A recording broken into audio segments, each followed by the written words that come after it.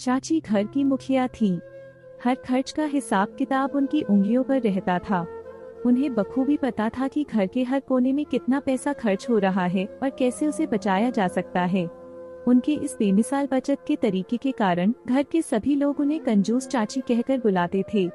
चाची की बचत की आदतों पर अक्सर घर में हंसी मजाक भी होती थी। अगर उनकी चप्पल टूट जाती तो वे नई चप्पल खरीदने की बजाय उसमें कील ठोंककर फिर से पहन लेती। सब्जी खरीदने जाती तो हर सब्जी वाले से जमकर मोल भाव करती। उनका मानना था कि पैसे बचाना ही असली कमाई है और इस वजह से पूरा घर उन्हें कंजूस समझता था।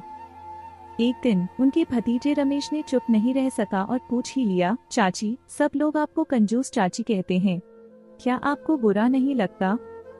चाची ने मुस्कुराते हुए उत्तर दिया, नहीं बेटा, बुरा क्यों लगेगा, मैं हूँ ही कंजूस, लेकिन समय आने पर तुम समझोगे कि मैं ऐसा क्यों करती हूँ।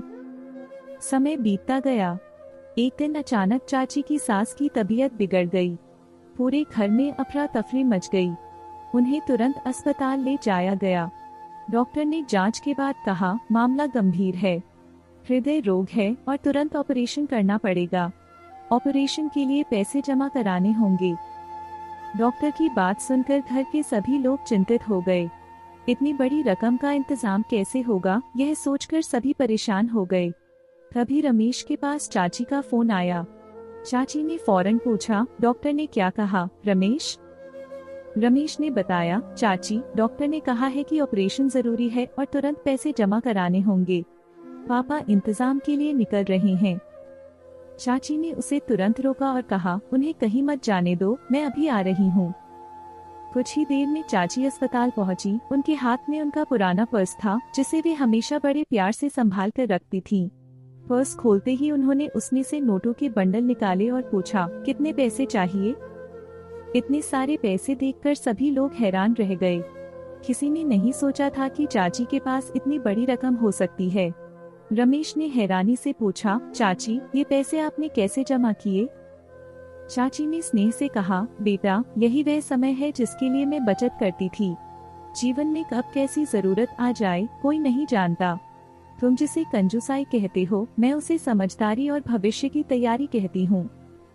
उन्होंने रमेश को पास बुलाकर कहा, बेटा, जिसने बचत करना सीख लिया उसे मुश्किल घड़ी में किसी के आगे हाथ फैलाने की जरूरत नहीं पड़ती। ये पैसे मैंने तुम्हारे पापा और इस घर के लिए ही बचाए थे, ताकि जब कोई मुसीबत आए तो हमें किसी और से मदद न मांगनी पड़े। चाची की बातों ने सबके दिलों में उनके लिए सम्मान और बढ़ा दिया।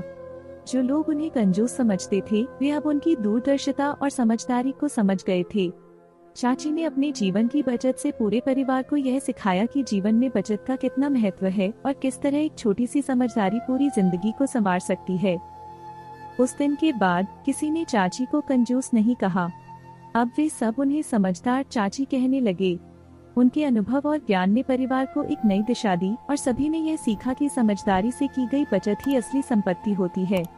आपको यह कहानी कैसी लगी हमें कमेंट कर जरूर बताएं। इसी तरह की अच्छी कहानियाँ आप यहाँ पर पढ़ सकते हैं।